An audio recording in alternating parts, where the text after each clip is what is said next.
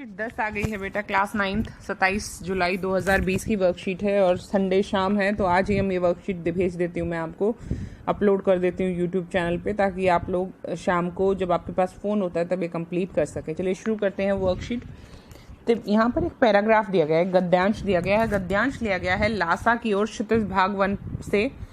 क्षितिज भाग 1 जो है आपकी पुस्तक, उसमें लासा की ओर एक पाठ है, उसके संदर्भ से ये लिया गया है। तो सबसे पहले 2-3 चीज़ें। सबसे पहले तो इस चैनल को सब्सक्राइब कर लीजिए, और अगर आपको वीडियो समझ में आती हैं, पसंद आती हैं, तो अपने दोस्तों के साथ शेयर कीजिए।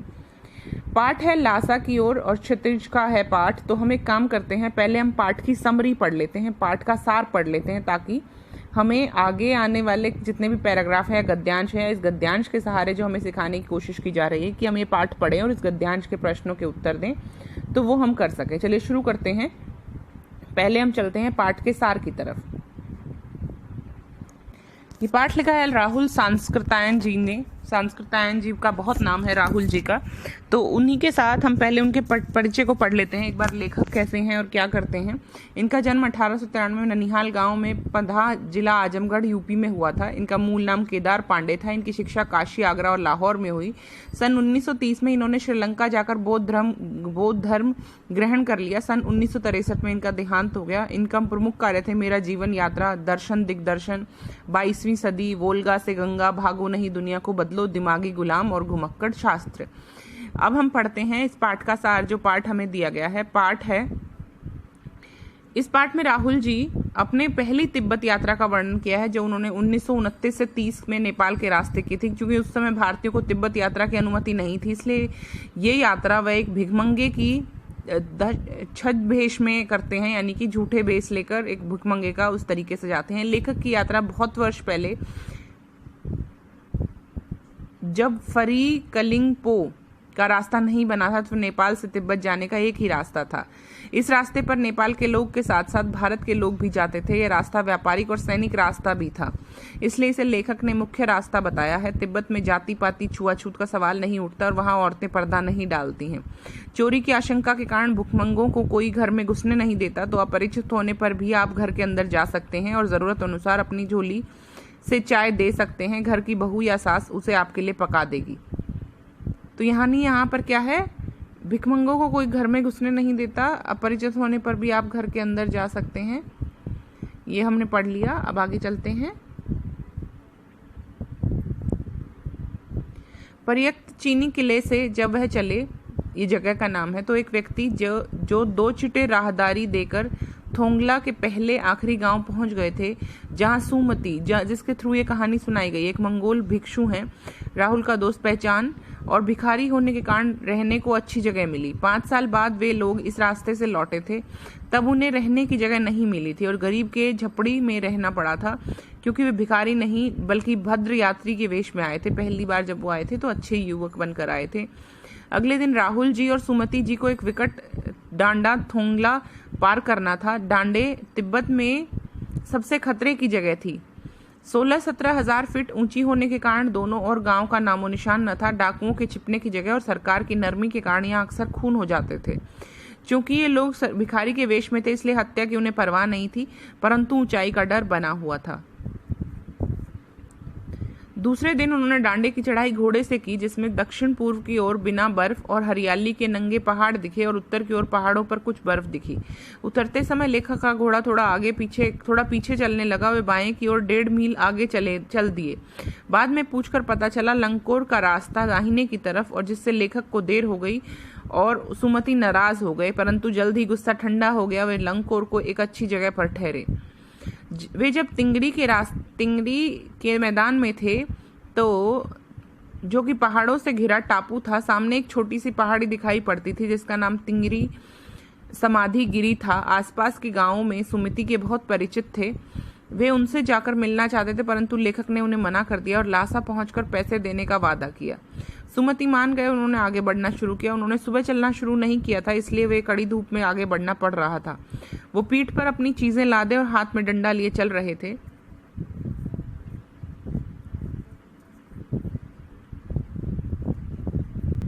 जागीरदारी के हाथों में बटी है। इन जागीरों का हिस्सा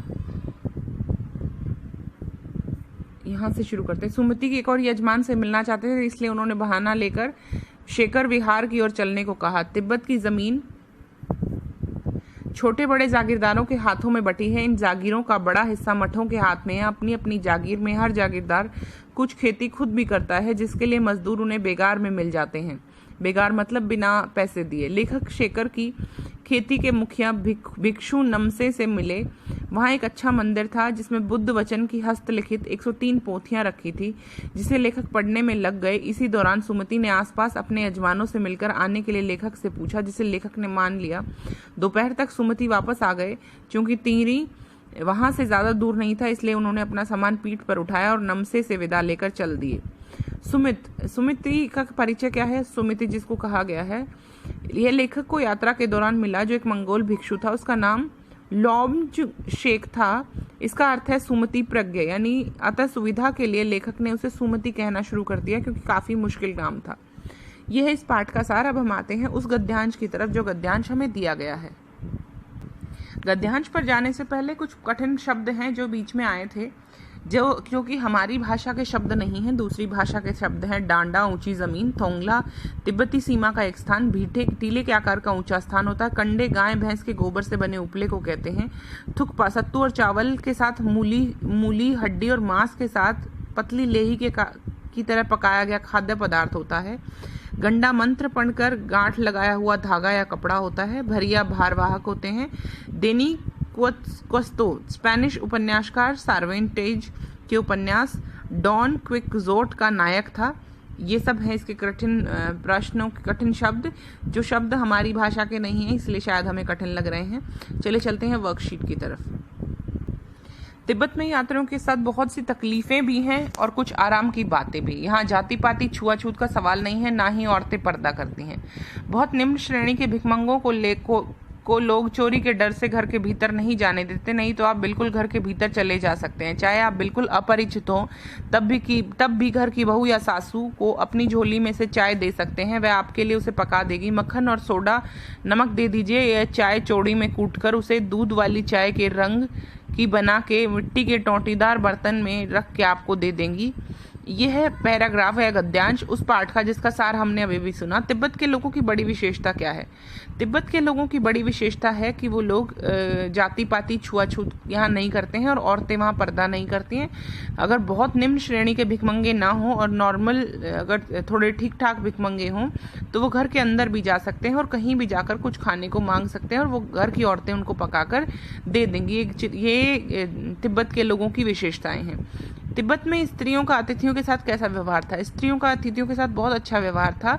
अतिथि अगर सामान देते थे तो औरतें पकाकर उनको सामान दे देती थी और चाय बनाकर और बाकी चीज़ें भी बनाकर उनको दे देती थी ताकि वो खा सकें। तिब्बत में चाय बनाने का क्या तरीका है? तिब्बत में चाय बनाने का तरीका है, यहाँ पर लिखा है, देखिए। मक्खन और सोडा नमक दे दीजिए। वह चाय चौड़ी में कूटकर उसे दूध वाली चाय के रंग की बना देते हैं और टोंटीदार बर्तन में रख देते हैं। यह है चाय बनाने का तिब्बत का तरीका। आगे चलते हैं।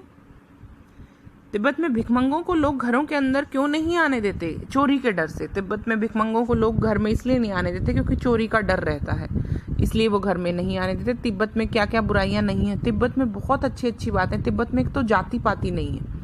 तिब्बत में क्या नहीं है? जाति पाति नहीं है, छुआछूत नहीं है, दोनों में से कोई भी चीज नहीं है। ना जाति पाति है ना छुआछूत है। औरतों के लिए पर्दा नहीं है, सबसे जरूरी चीज है। औरतें यहाँ आराम से रह सकती हैं, उनके लिए कोई पर्दा सिस्टम नहीं है। तो तिब्बत में ये सामाजिक कुरीतियां नहीं है जो कि यहाँ कई देशों में और हमारे देश में भी हैं। तो तिब्बत बहुत अच्छा देश है। अगर आप कभी मौका मिले तो जरूर जाइएगा। तिब्बत के यहाँ पर मेरे ख्याल से गद्यांश का सारा पोर्शन कवर हो गया है। एक बार मैं आपको क्वेश्चन आंसर लिखवा देती हूँ वर्कशीट में ताकि आपको लिखने में आसानी हो। शुरू करते हैं बेटा। तिब्बत के लोगों की क्या विशेषता थी? यह है पहला प्रश्न। ये सब कुछ टाइप कर देगा जो मैं बोलने वाली हूँ।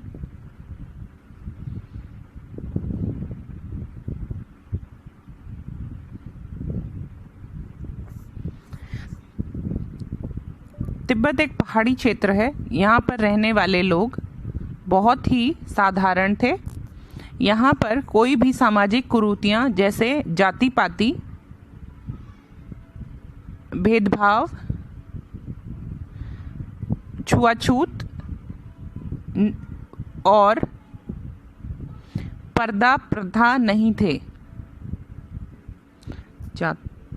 नहीं थे, जाति पाति की स्पेलिंग आप ठीक कर लीजिएगा बेटा। जाति और पाति दोनों में छोटी ई की मात्रा आती है। चलिए अगला क्वेश्चन करते हैं। अगला क्वेश्चन क्या कहता है? तिब्बत में स्त्रियों का अतिथियों के साथ कैसा व्यवहार था?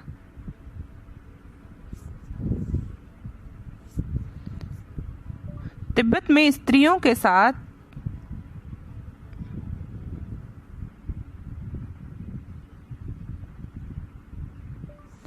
का अतिथियों के साथ कैसा व्यवहार था? उत्तर लिखते हैं। तिब्बत में स्त्रियां पर्दा नहीं करती थी। एक सेकंड रुकिए बच्चे।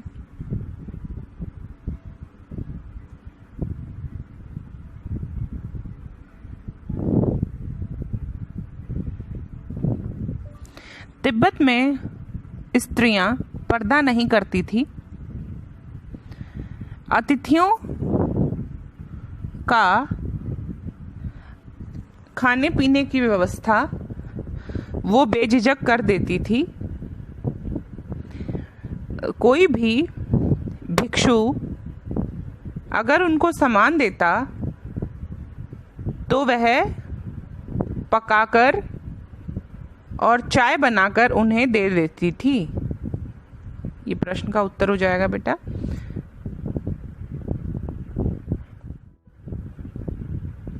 अगला प्रश्न क्या कहता है? अगले प्रश्न को देख लेते हैं। अगला प्रश्न कहता है तिब्बत में चाय बनाने का क्या तरीका था? ये तो बिल्कुल क्लियर है हमें। मैं आपको एक बार फिर से दिखा देती हूँ। यहाँ पर लिखा हुआ है, इसलिए आपको ज़्यादा परेशान होने की ज़रूरत नहीं है। यहाँ पर लिखा हुआ है, इसमें से आप लिख सकते हैं मक्खन और सोडा नमक अगर आप दे देंगे तो वो चाय चोड़ी में कूटकर उसे दूध वाली चाय के रंग का बनाकर दे देते हैं और टूटीदार बर्तन में रखकर, और जो टूटीदार बर्तन है वो मिट्टी का होता है। ठीक है, अगले क्वेश्चन पर चलते हैं। अगला क्वेश्चन क्या कहता है बेटा? तिब्बत में भिखमंगों को घर के अंदर क्यों नहीं आने देते थे? क्योंकि ज्यादा गरीब भिखमंगों को, बहुत निम्न श्रेणी के भिखमंगों को अंदर नहीं आने देते थे। चोरी के डर से घर के भीतर नहीं जाने देते थे। यही है इसका उत्तर, नहीं जाने देते थे। ठीक है, अगला क्वेश्चन पढ़ते हैं। अगला क्वेश्चन क्या कहता है? तिब्बत में क्या क्या बुराइयां नहीं है? तिब्बत में बहुत सारी बुराइयां नहीं है। देखिए मैं बताती हूँ। यहाँ पर लिखा है, देखिए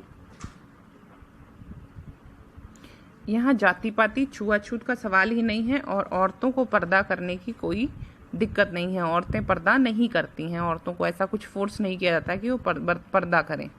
ठीक है, आई होप ये वर्कशीट बहुत क्लियर हो गई है आपको। अगर कोई डाउट है तो प्लीज़ कमेंट कीजिएगा। तब तक पढ़ते रहिए और वीडियोस को शेयर करते रहिए ताकि उन फ्रेंड्स के पास भी ये वीडियो पहुंच सके जिनको ज़रूरत है पढ़ने की और उनके पास कोई और साधन नहीं है पढ़ने का। तब तक पढ़ते रहिए। Bye bye, take care. मिलते हैं अगली वर्कशीट के साथ। बाय बाय बेटा।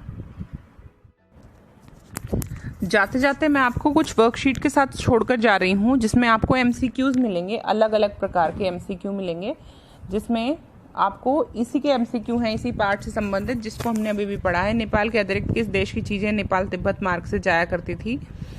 ये वर्कशीट अभी आपको मिल जाएंगी इसी वीडियो के बाद। तो तब तक बस यही बात बताने के लिए। हाँ देखिए, बहुत सारे एमसीक्यू है। मैंने 9 एमसीक्यू आपके लिए दिए हैं क्योंकि आपका एमसीक्यू जो इंटरनल असेसमेंट है उसमें आते हैं। तो एमसीक्यू भी करिएगा इस वर्कशीट के साथ और ये पूरा लेसन एक बार ध्यान से पढ़िएगा। समरी हमने देख ली है, रीडिंग करके क्वेश्चन आंसर्स के आंसर कीजिएगा और इस वीडियो को शेयर कीजिएगा, लाइक कीजिएगा and do subscribe the channel let's GK. मिलते हैं बेटा, बाय बाय।